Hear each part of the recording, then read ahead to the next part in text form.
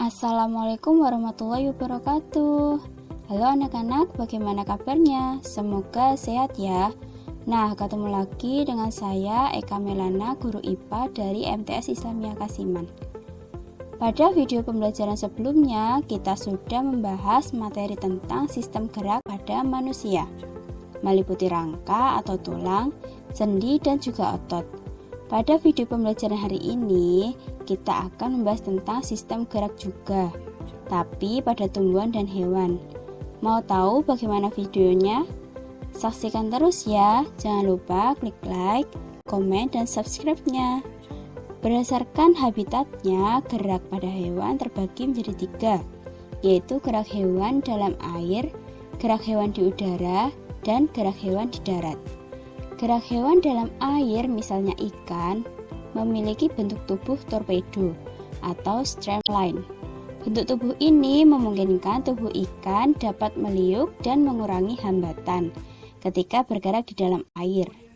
Otot dan tulang belakang ikan fleksibel, sehingga dapat mempermudah dalam mendorong ekor dan sirip ikan.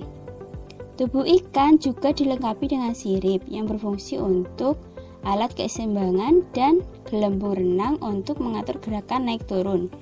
Contoh lain hewan yang bergerak dalam air ada bintang laut yang bergerak menggunakan kaki ambulakral, dan ada juga gurita yang bergerak menggunakan tentakel. Selanjutnya gerak hewan di udara, misalnya pada burung. Mengapa burung bisa terbang? Padahal gravitasi bumi sangat kuat. Nah, untuk melawan gaya gravitasi bumi, burung dilengkapi dengan sayapnya. Struktur sayap burung adalah airfoil. Struktur tersebut memiliki kerangka yang kuat dan ringan serta bentuk melengkung.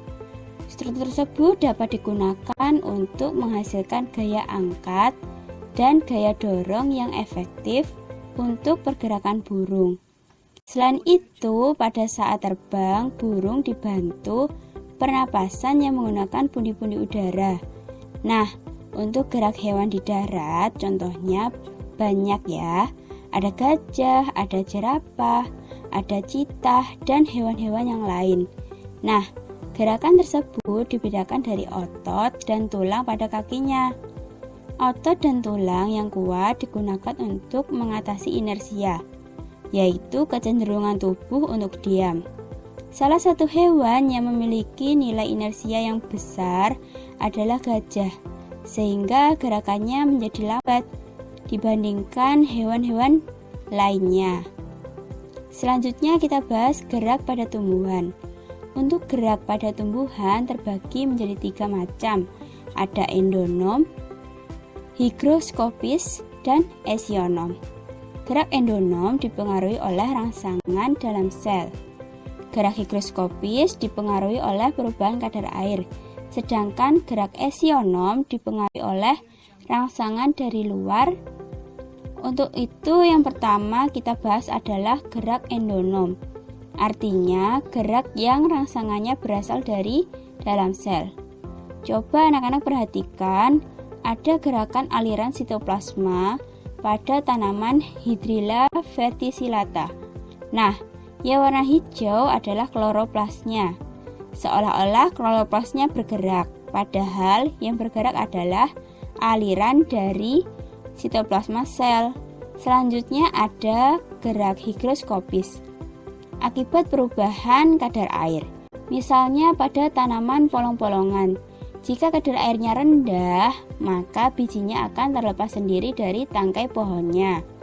Nah, selanjutnya kita bahas gerak esionom. Gerak yang rangsangannya berasal dari luar. Gerak esionom terbagi menjadi 3 macam. Yang pertama ada gerak tropisme, gerak sebagian tubuh tumbuhan yang arah geraknya mengikuti rangsangan.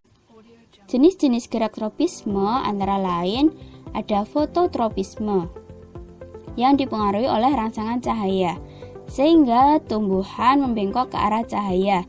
Kemudian ada geotropisme, dipengaruhi oleh rangsangan pusat gravitasi, sehingga akar tanaman selalu mengarah ke bawah. Kemudian ada juga tikmotropisme, Rangsangannya berasal dari persinggungan. Contohnya pada tanaman-tanaman yang memiliki sulur, sehingga dapat membelit pada batang, tangkai, kayu, besi, dan benda yang lain. Selanjutnya adalah hidrotropisme. Rangsangannya berasal dari air. Nah, kalau tanaman disiram dengan air, pasti akarnya akan mengikuti kemana air berada. Jenis terakhir adalah kemotropisme. Rangsangannya berasal dari zat kimia, misalnya jatuhnya serbuk sari ke kepala butik, sehingga terjadinya proses penyerbukan. Jenis gerak esionom yang kedua adalah gerak nasti. Gerak sebagian tubuh tumbuhan yang arah geraknya tidak dipengaruhi rangsangan. Jenis gerak nasti ada seismonasti, karena rangsangan berasal dari sentuhan. Misalnya ada tanaman putri malu, jika disentuh daunnya maka akan menutup. Kemudian ada fotonasti, karena rangsangan berasal dari cahaya. Misalnya ada bunga pukul 4 yang mekar pada saat sore hari. Berikutnya adalah niktinasti. Rangsangannya berasal dari pengaruh gelap. Contohnya adalah tumbuhan bunga merak dan tumbuhan lamtoro atau petai Cina. Pada saat malam hari, daunnya akan menutup. Jenis berikutnya adalah termonasti yang dipengaruhi oleh suhu. Contohnya pada mekarnya bunga tulip. Pada musim semi atau bunga-bunga lain yang bermekaran hanya pada musim tertentu saja. Jenis terakhir adalah kompleks. Disebut kompleks karena jenis rangsangannya lebih dari satu. Contohnya pada stomata. Proses membuka dan menutupnya stomata dipengaruhi oleh berbagai faktor. Bisa faktor air, cahaya, suhu, ataupun zat kimia. Jenis gerak tropisme yang terakhir adalah gerak taksis. Gerak seluruh tubuh tumbuhan atau bisa juga disebut gerak pindah tempat yang arah geraknya mengikuti rangsangan. Jenis gerak taksis yang pertama ada fototaksis. Fototaksis rangsangannya yang berasal dari cahaya. Contohnya adalah Euglena viridis atau sejenis ganggang hijau yang mendekati arah cahaya matahari. Nah, jenis yang kedua adalah kemotaksis yang dipengaruhi oleh zat kimia. Contohnya pada tanaman lumut dan paku yang spermatozoidnya mendekati sel kelamin betina atau yang disebut archegonium. Baiklah anak-anak, itu tadi materi kita hari ini. Mudah-mudahan dapat bermanfaat ya. Nah, untuk gerak pada tumbuhan karena materinya lumayan banyak, anak-anak ingat kata-kata depannya berkaitan dengan jenis rangsangannya.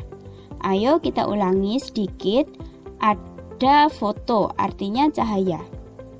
Geo artinya gaya gravitasi. Kemudian ada hidro, air. Terus ada kemo, zat kimia. Termo, suhu. Seisme artinya sentuhan. Tikmo, persinggungan. Kemudian ada nikti, pengaruh gelap. Terus ada lagi ingat, ada yang lebih dari satu rangsangannya, yaitu kompleks. Ya, itu tadi proses pembelajaran hari ini. Mudah-mudahan dapat dipahami ya. Sampai ketemu di video-video pembelajaran berikutnya. Assalamualaikum.